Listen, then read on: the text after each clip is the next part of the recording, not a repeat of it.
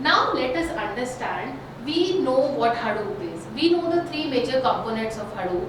Now we are going to understand in detail what is the first component of Hadoop system.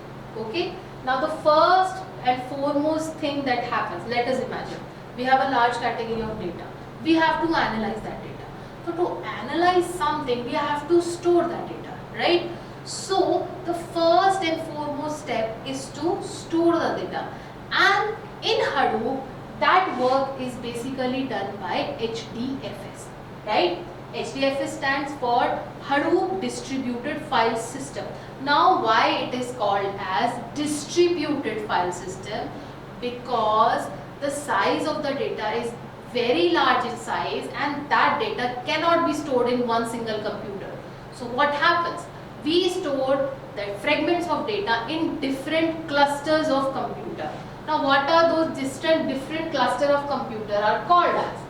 Those computers are called as data nodes.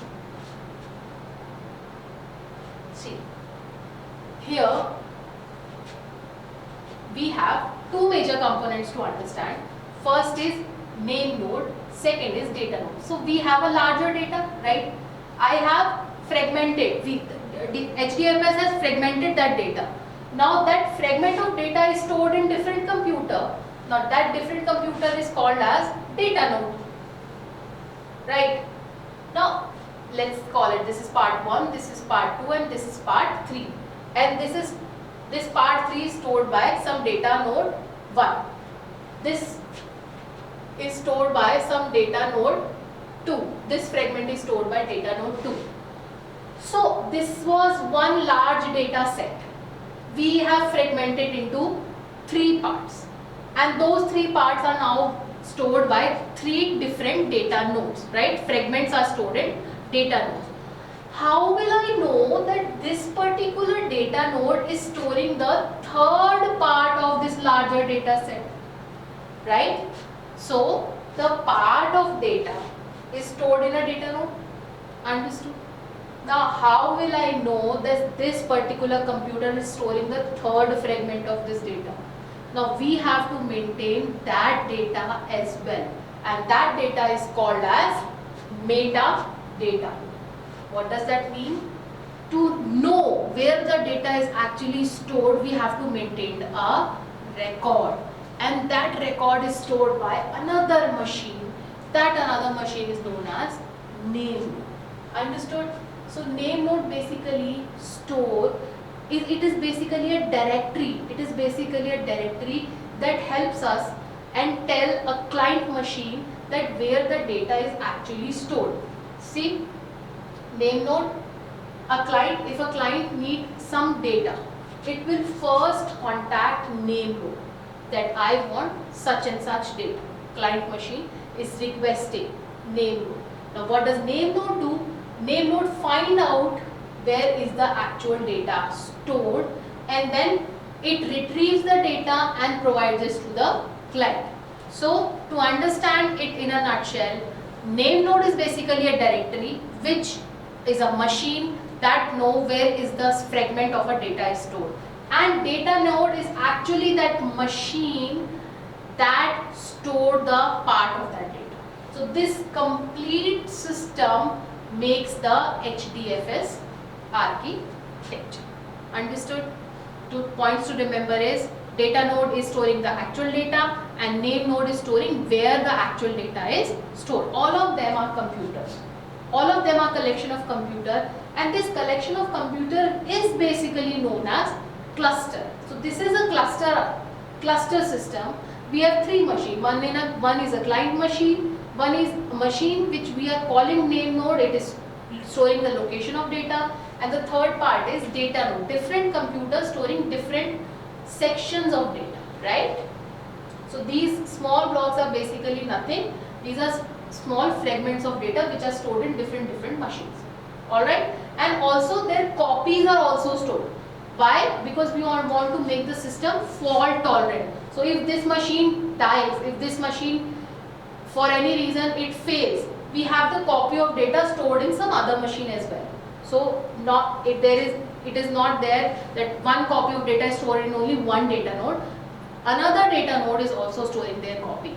So basic replication factor is 3.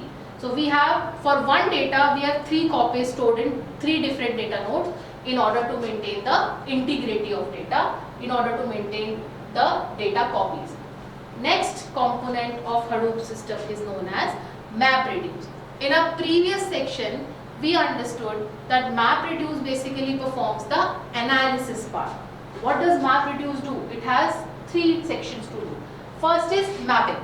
If to understand this, first is mapping and next is reducing. Mapping is finding something out. Reducing it, performing some category of analysis. Let us go through what is written here. MapReduce is a programming model for processing large data set in parallel at the same time. जैसे ही data available हुआ, वैसे ही we start analyzing that data. All right? It divides the data into smaller chunks. First is each data chunk we kind of read each and every word. That is what is happening in map.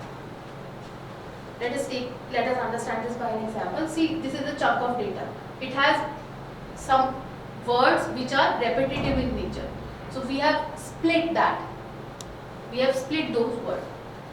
Let's say by any, there is no fixed rule, we have just divided first 3 letters, middle 3 letters and last 3 letters. So we have divided, this is the splitting part, nothing is happening, no analysis is happening here. But what is mapping doing? Mapping is basically find, oh, this is a new word. So let us write down one. Oh, this is also a new word. This is also a new word. See, this is happening here. So beer, new word is mentioned, okay, this word has encountered once in our system. Again, this word has encountered once in our system. That is, this is what happened in mapping. Okay, now what is shuffling doing? Shuffling is kind of making the connection of similar words add together. See, where the word beer, there it is combining. Car, the car was repeating 2 times, so we are combining the word car. Deer was appearing somewhere here and here as well. So we have combined. Now what does reducing do? Reducing does the final word count. Final word count of how many times in that section that word has repeated. So first is splitting, by no rule we split it. Mapping is finding out how many times we have encountered. One, we just write once we have encountered that word.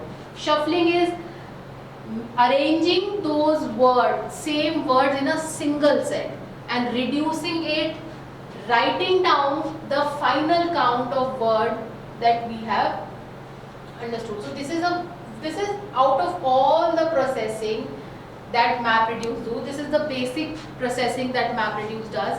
It is called as word count system.